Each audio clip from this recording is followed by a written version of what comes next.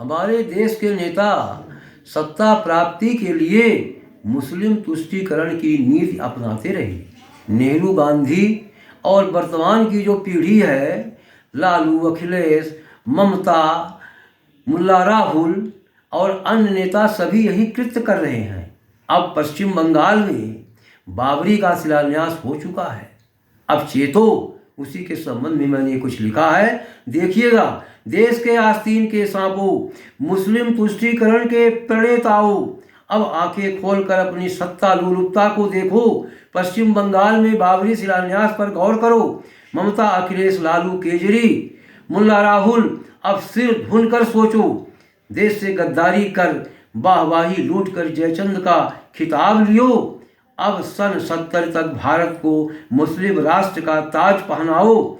मुस्लिमों की बढ़ती आबादी, घुसपैठियों की आवक, हिंदू आबादी हो रही कम, धर्मांतरण की प्रक्रिया चलती जोरों। मुल्ला राहुल जैसे विपक्षी नेता देश को जातियों में बांट रहे, हमारे सारे संसाधन का लाभ उनको देने को आतुर हो रहे।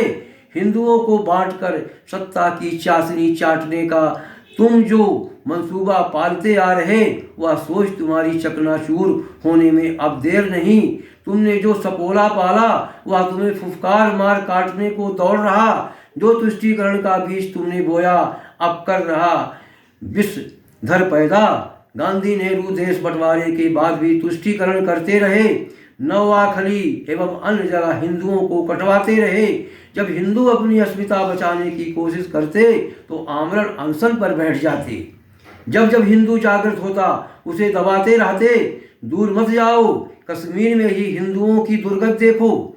जिसकी धरती वही आज देश में बना शरणार्थी। अब बाबरी की शुरुआत ममता दीदी ने बंगाल में करा दिया।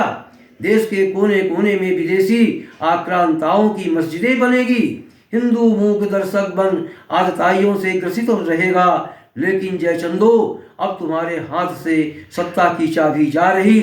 तुम खूब तुष्टीकरण करो, तुम्हारे हाथ दरी बिछाने को दौड़ रहे। हिंदू अब चेतो, देश बचाओ, सत्ता लोलुपों को सत्ता च्युत करो, तभी भारत की भलाई होगी। अन्यथा भारत मुस्लिम राष्ट्र हो जाएगा। जय हिंद, जय भारत।